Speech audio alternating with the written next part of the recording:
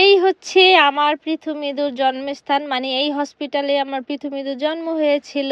তো এখানে আমাদের প্রায়ই এখন আসতে হয় পৃথু মৃদুদের চোখের ডাক্তার দেখানোর জন্য। কয়েকদিন পরপরই আসতে হয়। আর আসলে আমার সেই কথাগুলো মনে পড়ে।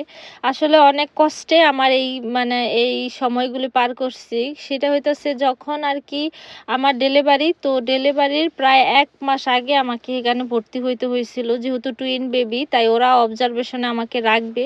সেজন্য আরকি আমাকে ভর্তি হইতে হয়েছিল। তো ভাবা যায় একটা মাস আমি এক মাসেরও বেশি, মানে পর্ব তখন কত ছোট ছিল, মাত্র ৩ বছর হইছিল। তো সেই সময় ওরে রাইখা আমার এখানে থাকতে হইছে। আমার অনেক কষ্ট হইছিল। তো সেই সব মানে মনে পড়ে আরকি এইখানে আসলে। এই হসপিটাল নিয়ে আমার অনেক কষ্টের স্মৃতি আছে। সেই সব কিছু এখন মনে পড়ে।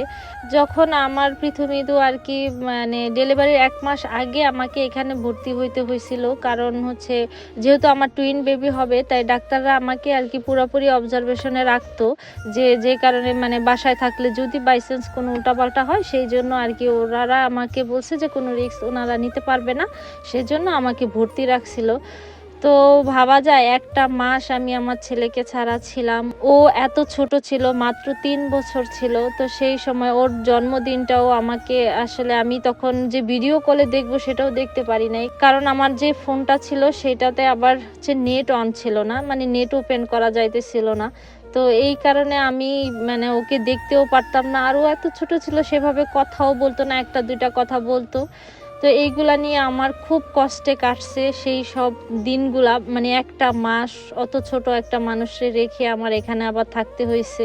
এমনিতেই আমার হসপিটালে থাকতে একদম ভাল লাগে না, মানে হসপিটালে ভর্তি থাকতে। আর দেখেন আমার কপালটাই এরকম যে আমার অনেকবার হসপিটালে ভর্তি থাকতে হয়েছে। মানে আমি যেটাতে ভয় পাই সেটাই আমার সাথে ঘটে। পর্বর সময় যখন আমি প্রেগনেন্ট ছিলাম তখন আমার অনেকবার হসপিটালে ভর্তি থাকতে হয়েছে। প্রায় তো ৪-৫ বার ভর্তি থাকতে হয়েছে। তারপর পৃথু মৃদুর সময়ও অনেকবার ভর্তি থাকতে হয়েছে। আবার হচ্ছে যখন ডেলিভারির আগেও ১ মাস এক নাগাড়ে ভর্তি থাকতে হয়েছে। এই দিনগুলি আমার যে কিভাবে গেছে সেটা মাত্র আমিই একমাত্র জানি। কোনোভাবেই আমি সময় কাটাতে পারতাম না, না ফোন দেখে সময় কাটাতে পারতাম বা কারো সাথে কথা বলে। যেহেতু সবাই জাপানিজ ছিল, বাংলাদেশি তো আর কেউ ছিল না যে মন খুলে একটু কথা বলবো। কারণ জাপানিজদের সাথে তো আর সেভাবে মন খুলে কথা বলা যায় না। আর এরকম একটা সিস্টেম ছিল যে যার রুমে আর কি ছিল, মানে কেউ কারোর সাথে কথা সেভাবে বলবে, যে যার মতো রুমে ছিল। কারণ সবাই তো অসুস্থ থাকলেই তো সবাই হসপিটালে ভর্তি হয়, তাই না? যে যার মতো সময় কাটাতো। তো এই করে আমার দিনগুলো গেছে। একটা দিন যেন আমার কাছে মনে হয়েছে যে একটা বছরের মতো।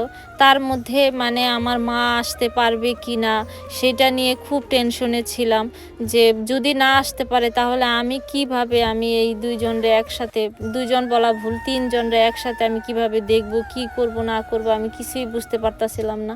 মানে টেনশনে আমার অবস্থা খুবই খারাপ হয়ে গেছিল। মানে সারা রাত আমার মনে হয় ঘুমই আসতো না, সারাদিনও সেভাবে ঘুম আসতে পারতাম না।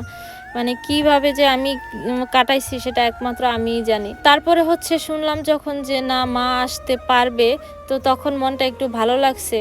তারপরে যখন দেখলাম যে মা আসবে, কিন্তু মাকে যে আমি বলবো যে মা এভাবে আসবা, টেনশন করবা না, বা এইটা একটু নিয়ে আইসো, এটা মানে আনার দরকার নাই। মানে মা আসার আগে যে আমি মার সাথে একটু কথা বলবো, আমি সেটাও বলতে পারতেছিলাম না। কারণ আমি তো ভর্তি হসপিটালে, আমি তো, ওর বাবা শুধু আমাকে একটুখানি রাতের বেলা ফোন করতো। কারণ পর্বকেও মানে দেখে রাখতে হইতো, যেহেতু পর্বকেও কোম্পানিতে নিয়ে যাইতো। তো সেখানে দেখা গেছে যখন আর কি টিফিনের সময়টা দিত, তখন তো ওই সময়টুক পর্বকে দিতে হইতো, ওকে খাওয়ানো বা আদার্স যেই সব কাজগুলো আছে সেইগুলা তো ওকেই দিতে হতো। দেখা গেছে আমাকে ১ মিনিটও কথা বলতে পারতো না। তারপরে যখন আবার রাতে আর কি বাসায় ওরে নিয়ে আসতো, তখন দেখা গেছে ওরে ছান টান করানো, রান্না করা, ওরে খাওয়ানো, সব কিছু মিলাইয়া তারপরে দেখা গেছে রাত হয়ে যাইতো।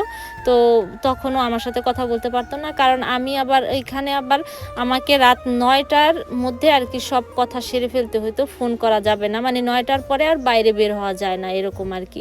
আর রুমের ভিতরে তো কথাও বলা যাবে না। এইরকম আমার জীবনে আরো অনেক কথা আছে, আরেকদিন আবার আপনাদের সাথে সবকিছু শেয়ার করব।